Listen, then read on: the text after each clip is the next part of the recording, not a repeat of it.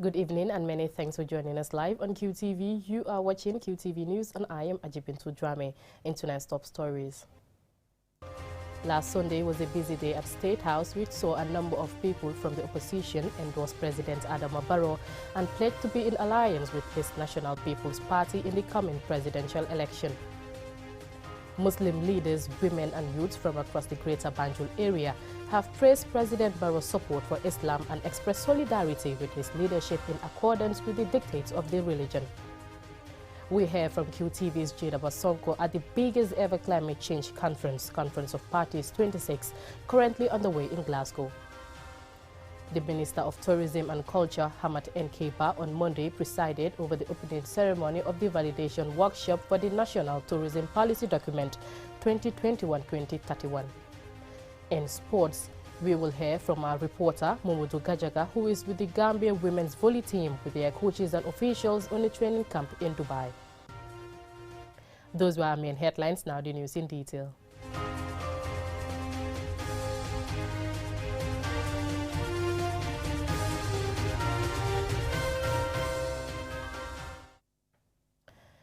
Now, last Sunday was a busy day at State House, which saw a number of people from the opposition endorse President Adama Barrow and pledge to be in his alliance with his National People's Party in the coming presidential election and to continue to the president's development agenda for the country. Mobdulamin Choi reports. Less than a month to the political race to the State House, dramatic developments are unfolding daily. With campaigns about to kick off on Tuesday, a list of former independent presidential aspirants are endorsing and switching support to President Adama Barrow's quest for a second term. Last Sunday saw former independent presidential aspirants Tamsir Jase, Mamadi K.S. Kamara and Dr. Amadou Kante meet President Adama Barrow at State House, to which came their endorsement of President Barrow's candidature. As we just conclude the meeting with the President, we're here to stand solidarity with the President to contribute to our core national development, to form alliance with the NPP, so we can also contribute to our core national development. That's why we are here. We came to the realization that the Gambia is at the point in which we have a chance to either gain everything or lose everything, and that the race actually has gone down to a two-man race. And now we want to align ourselves with the candidate that best suits our political ideology. And we have realized that Mr. Barrow actually never had the best of opportunities in which to carry out his reform agenda. And as a result, we believe that he should be given an extra opportunity to finish that job. In the past 20 years, nobody can talk to the top of his voice. Nobody can do any movement to anywhere. Okay? But from the winning of Barrow into election, the coalition has done good for the citizenry. Another former independent presidential aspirant to meet the president on Sunday was Ibrahim Tabura Mani, but there was no conclusion at the time of this broadcast whether he, too, threw his weight behind President Barrow. Also, a delegation said to be from the Gambia Democratic Congress, GDC, led by Cherno Alpha Ali, visited President Barrow and declared switching their support to the National People's Party. Cherno Alpha Ali told the president that their decision to join the NPP was motivated by his development record in the country. The delegation assured the president that they have a large following who are ready to join the NPP. Speaking to the delegation, President Barrow was thankful and urged them to vote for him in the national interest in the upcoming elections. As politics is a game of numbers, he encouraged them to get to communities to canvass votes for his party for a victory in December. Sidi Njai, the deputy spokesperson of the National People's Party, spoke to the press, underscoring the significance of the show of support for the president from the opposition camp. All those political parties and their leaders and independent who were aspiring to contest the December 4 presidential elections, and either they withdrew or were unsuccessful, they tend to move with time, with the demand of time and their people. This is an indication that Gambians are ready to re-elect President Adama Barrow thanks to his foresight, his inspirations, his agenda in transforming this country, impacting the socio-economic well-being of every Gambian. The NPP deputy spokesperson also disclosed that more political party leaders are expected to take an endorsement decision for President Adama Barrow. Mohamed Lamin Choi, QTV News. Muslim leaders, women and youths from across the Greater Banjul area have praised President Barrow's support for Islam and expressed solidarity with his leadership in accordance with the dictates of the religion. Mohamed Lamin Choi again. This is a religious delegation comprising imams, Muslim elders, youth and women who on Sunday were at the State House for a dialogue with the head of state, which is to manifest their gratitude for and solidarity with President Barrow. You have our backing, because what Islam dictates us is that whoever Allah appoints to be your leader, follow him if he is good or bad. We have seen that you are a good president. You are good for us. We thank Allah and praying to him for your progress. While addressing the president, some of the imams praised him for his leadership qualities, contributions to Islam, and for the development of the country. So this nine we believe. We were the Banjul. This is what we believe.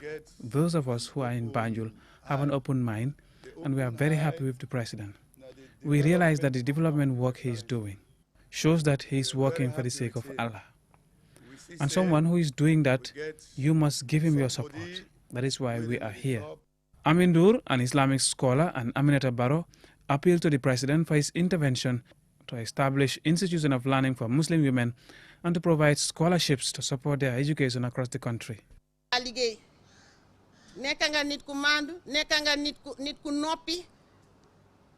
You are an honest person with humility.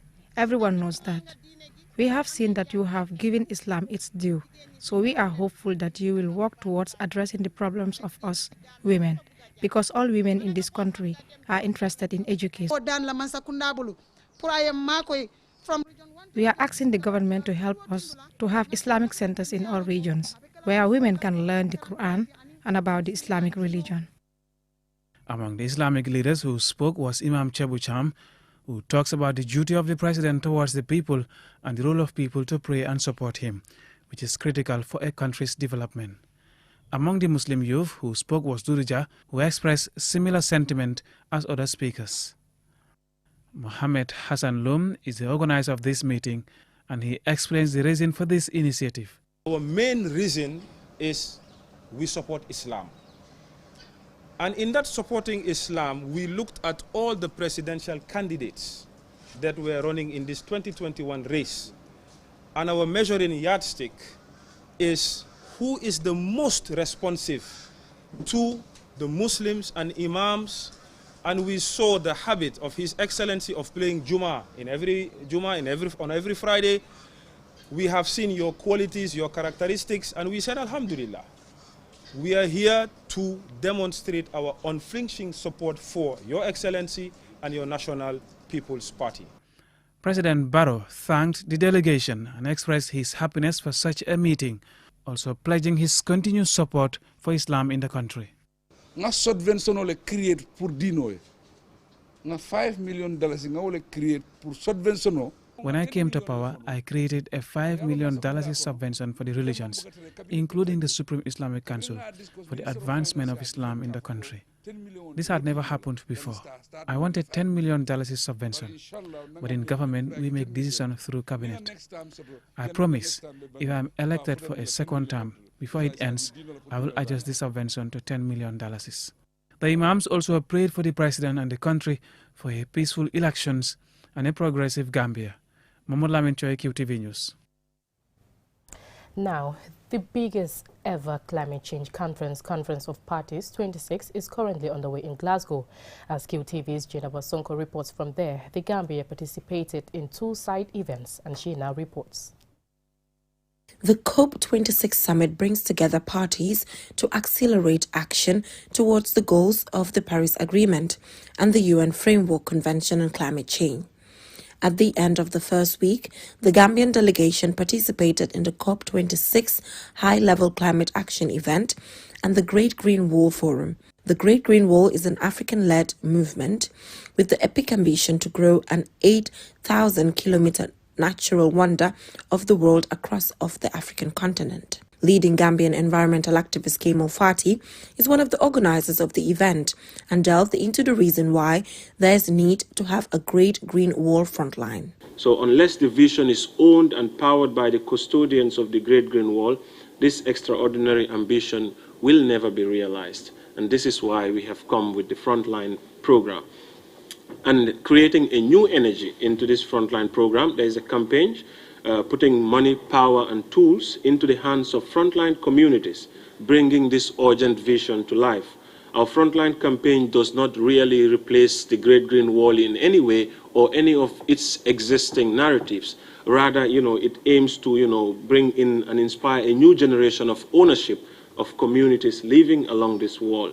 Evidence shows that the Great Green Wall Initiative is already bringing life back to Africa's degraded landscapes. Kemo Fati is fighting for greater impact by seeking the involvement of unheard voices to inspire more to take action. For us to be able to really do something significant, it really must come from the people themselves. For far too long, the politicians have always been talking like what we have always been doing when we come to COP. And of course, you would all agree with me that insanity is doing the same thing over and over again and expecting a different result. Babukar Zaidi Jallow was a speaker at the COP26 high-level climate action event, which focused on strengthening nationally determined contribution NDC's ambitions through circular economy, the path for 1.5 degrees. The circular economy starts by avoiding waste.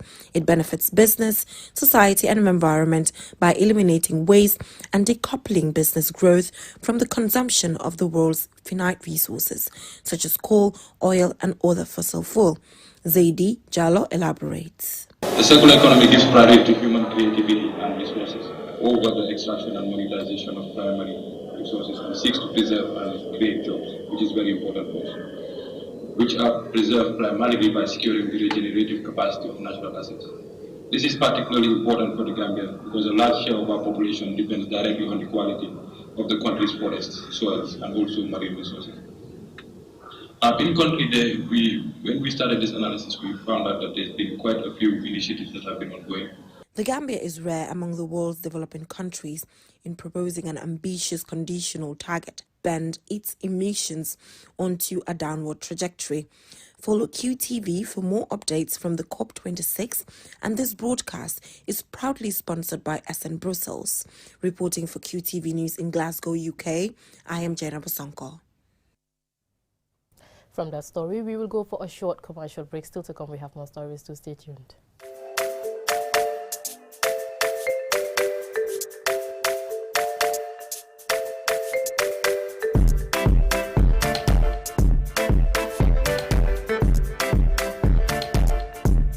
Such exceptional prices, impossible to miss the Butty Days. It's the unmissable appointment of Buttyman from the 30th of October to the 13th of November. Take advantage of exceptional discounts up to 50% off on several product family. The best quality, price ratio for the best of construction. It's at Buttyman, so don't wait anymore. Let's hit the road for the Butty Days. Buttyman, everything for construction, from foundation to finishing.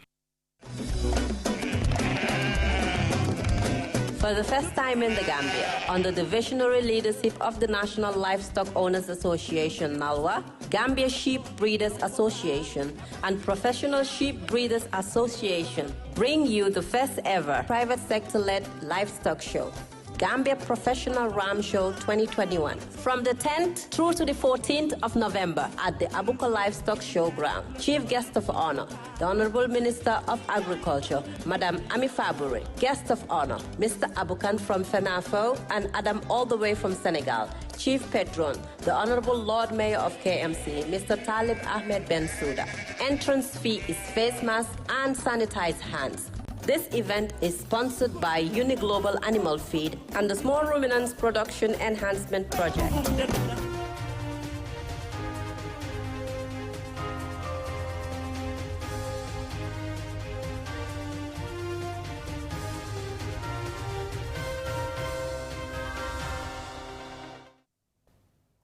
Welcome back.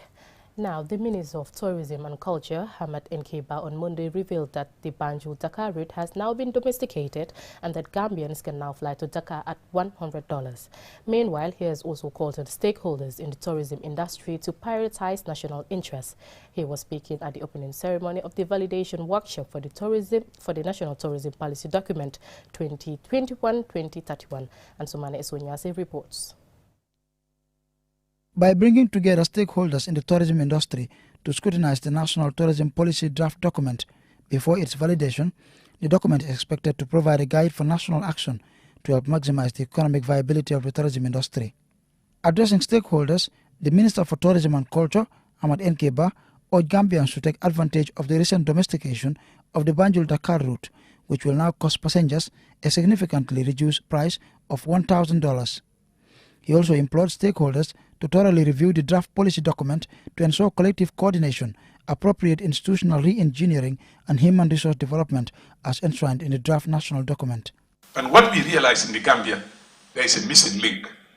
We find it difficult to fly out of this country. Our air tickets are almost more expensive than Dakar by 15%, most minimum, sometimes even 20%. You buy a ticket cheaper in Dakar than in Banjul. We couldn't explain this. When you ask the airline, they tell you don't have volume. So Gambians were on the receiving hard side of the end. And we believe that there was a need for the government to make pressure. Kodu El Jabang and Julde Jallo, permanent secretaries at the Ministry of Tourism and Culture and the Ministry of Finance, described the consultation as a significant milestone in the recent trajectory of the country's tourism industry. They went on to renew their respective ministries' commitment to the successful implementation of the National Tourism Policy Document. These homegrown major documents have been formulated following a robust stakeholder engagement, as well as extensive literature review, and I am pleased to inform you that these engagements have been broad-based and included a broad spectrum of stakeholders. The most important economic feature of activities related to the tourism sector is that they contribute to three high-priority goals of the country: for the generation of income, employment, foreign exchange earnings, which is aligned to the National Development Plan 2018 to 2021, to raise the living standards of all Gambians. Delivering a virtual statement on behalf of the UNDP mission in the Gambia, Abdullah Jame, UNDP national economist, renewed UNDP's commitment to supporting the Gambia attain her national tourism objectives as encapsulated in the draft policy. Tourism has a key role to play in the achievement of the SDGs, the 2030 Agenda for Sustainable Development, and Africa Agenda 2063, as well as the other global and regional commitments that the Gambia has signed up to. International and local experience of managing tourism shows it is most effective when government adopts a cooperative governance in which responsibility is shared between different spheres of government and a wide range of other stakeholders, including business and civil society. Once validated, officials in the tourism sector hope that the draft tourism policy will provide a clear roadmap to addressing some of the challenges in the sector. Ansmane Sonyasi for QTV News. A fire has destroyed a row of house occupied by 5 families at a compound in London Corner on Sunday, leaving the tenants homeless. Omar Pijalo tells us more. The incident occurred on Sunday at around 4 p.m. When we visited the compound today, we found family members sitting outside and desperate for help. According to them, the fire was caused by a faulty electricity socket in one tenant's bedroom. Mohamed Conte, from whose house the fire started, said he was away when he received a call and heard his wife and children shouting for help. Then the neighbors rose to try to put out the fire, but it was too late. Thanks to the neighbors. They play a great role. Fire service, they call them, they don't respond. They only respond when everything is finished. That's the time they arrive here. Thanks to Allah, nobody died. But for property, only this close with me, I don't remove anything. The money, document, property, everything, we lost everything. We don't remove anything. We are just seeking for help. That's the only message I have now. Because we don't have shelter now. We don't have clothes to wear, anything. Saleh Conte, Mohamed's wife, a market vendor, says she noticed the fire when she returned from accompanying her sister, who came to visit. Our food items, money, bowls, beds, suitcases, documents, and clothes, among other belongings, are all burned to ashes, leaving us with only the clothes we have on. We are homeless without food, cash, and clothes.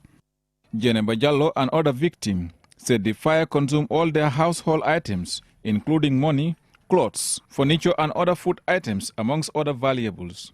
The mother of 9 said they are poor, and the fire has taken the little they have saved to sustain their family. I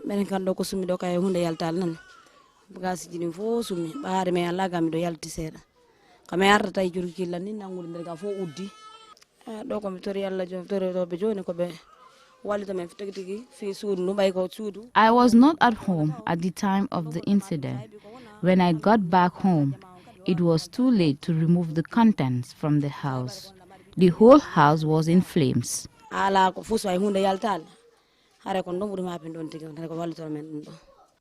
The victims thanked their neighbors for helping them to try to put out the fire. However, the inferno has burned all their belongings to ashes, according to them. The victims are seeking help from government, donor agencies, individuals, philanthropists, and the public. Reporting for KTV News, I am Omar P. Jallo. Very sad. From there, let's take a quick look at some interesting sports news.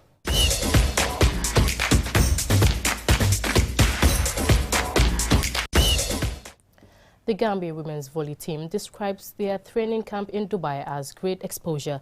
13 players with their coaches and officials arrived in the UAE a week ago and have been training since. Our sports reporter, Mobudu Gajaga, has now joined the team in Dubai, and he files the first of what will be a series of reports.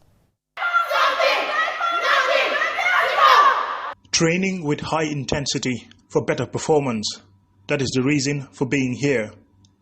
These players are exposed to an indoor volleyball court facility, which many of them had never played on before. After 1 week of training in Dubai, what does the team make of the experience? Here is Padudu Sar, who is their head of delegation. We were giving a very nice indoor court that we used to have our training. We used to have training from twice a day, in the morning from 9 o'clock to 1 o'clock, sometimes 2. And then we'll come back and have our lunch, relax, and then we will go back in the evening at around 5 to 8 in the evening. The Gambia women's volleyball team players have not yet gained experience of competing at the highest level of international volleyball, but it is hoped this training camp could change that mentality and improve their performance. Fatoumata S. Jame is the team captain. It has been really tough, but then the expectations, what we were expecting, we're definitely having that. That is the improvement, the level of playing that we were looking for. That is to get into the international level and playing like the professionals. For every team, coaches lay out plans and practice for better results. The Gambian team not only trained on their own, they had warm-up matches against professional players on Sunday. Team coach Lamin Elef Baji says the players had high morale, which is important for performance. As you can see, honestly, these ladies, they even surprised us very well. Since when we kick off on the training, day in, day out, you can see them improving very well on their own skills, individually, collectively, they are improving very well. Sports such as volleyball hardly gets this sort of opportunity in the Gambia to train internationally in some of the best sports facilities in the world. However, Gambia's sports ambassador Tijan Jete and his partners have made this training camp possible. Mariwada, assistant coach, says volleyball needs such opportunities. Obviously, Gajaga, words is never enough for Tijan because he has moved volleyball to another level. This we have grabbed 100%. And coming to volleyball, I want to believe is another step in the right direction because really volleyball needed and we have never had this opportunity. Off the volleyball court, the Gambian team earlier on were surprised by the visit of Sahid Abdul Ghaffar Hussein, an official from the Ministry of Sport at the United Arab Emirates. He gave the entire delegation Apple Watches as gifts from the United Arab Emirates Ministry of Sports. Reporting from Dubai, I am Mamudu Gajaga, QTV News. Before we end, here's a recap of our main headlines. Last Sunday was a busy day at State House, which saw a number of people from the opposition endorse President Adama Barrow and pledge to be in alliance with his National People's Party in the coming presidential election. Muslim leaders, women and youths from across the Greater Banjul area have praised President Barrow's support for Islam and expressed solidarity with his leadership in accordance with the dictates of the religion. We heard from We heard from QTV's Geneva Sonko at the biggest ever climate change conference, the Conference of Parties 26, currently underway in Glasgow. The Minister of Tourism and Culture, Hamad Nkeba, on Monday presided over the opening ceremony of the validation workshop for the National Tourism Policy Document 2021-2031. In sports, we heard from our reporter, Mamudu Gajaga, who is with the Gambia women's volley team with their coaches and officials on a training camp in Dubai. Well, that's it from me in tonight's edition of the news. Thank you for watching and have a nice evening.